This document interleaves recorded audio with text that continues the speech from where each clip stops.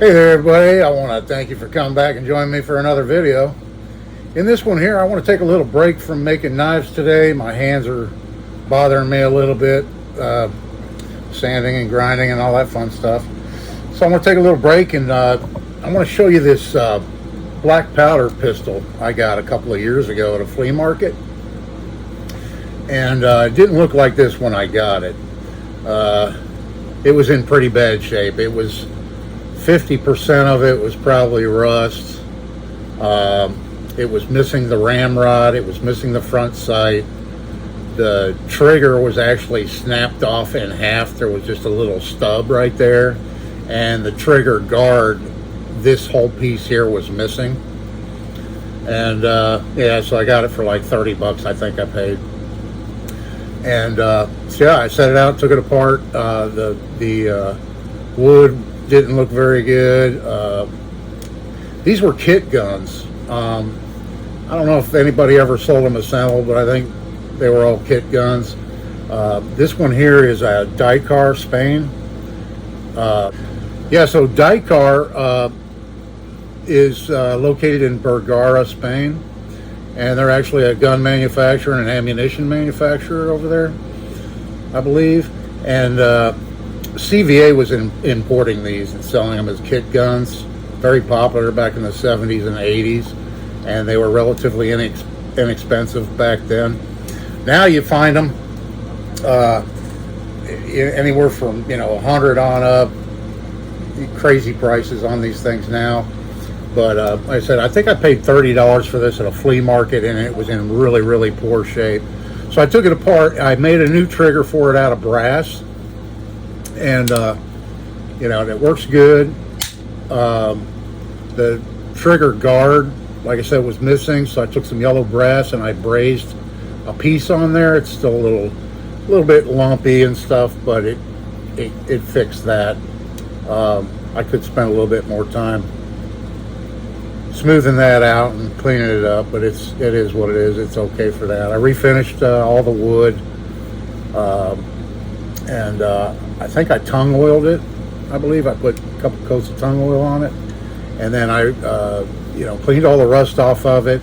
I got some pretty good color back in the lock, considering how rusty it was. I did manage to get some pretty good color back in it. And and it was missing the front sight too, so I made that front sight out of brass.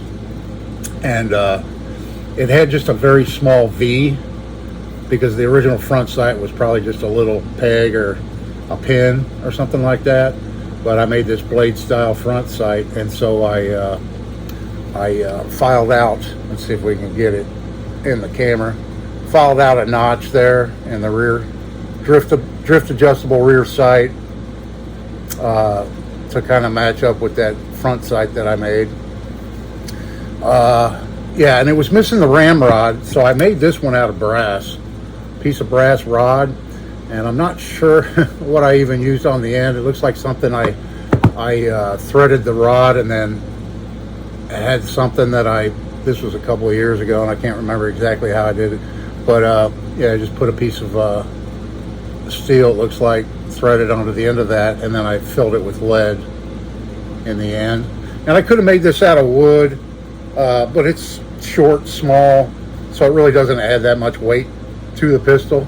And then I won't take it apart and show you, but there's a spring in here that helps retain this, and it's just a little bent over like a spring shaped like that, and it provides the friction needed to and that was missing, so I made a spring so that a lot of these you find the ramrod's missing on them. That's like the first thing that goes missing on the gun is the ramrod. People, they get lost, so it didn't come with that, so I made that.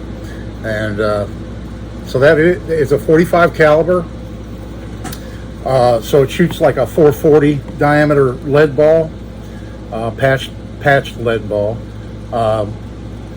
There was some mishaps with this gun, I believe, years ago, and I believe it was a result of people just putting way too much black powder in them. This gun will shoot just fine with 15 grains. That's plenty enough 15 grains of triple F is plenty enough to get the ball out of the barrel, the rifle barrel, and hit a target at close range. You could bump it up to, you know, from 15 to 25 grains, even 30 grains would still be good. Anything over that, you better get a competent gunsmith. I'm no longer a gunsmith, but I did take a gunsmithing course years ago.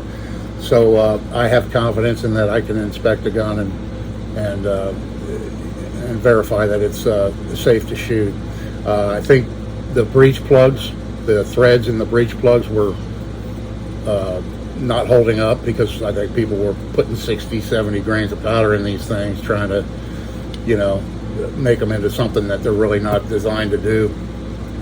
So yeah, if you're just careful with it, they're very fun to shoot. I love shooting black powder. I haven't done it in a while, but it's I had a cousin that was very big into black powder and rendezvous and that type of thing, and him and I shot some black powder from time to time together, and it's a very relaxing way of shooting. You know, you don't want to get in a hurry with it.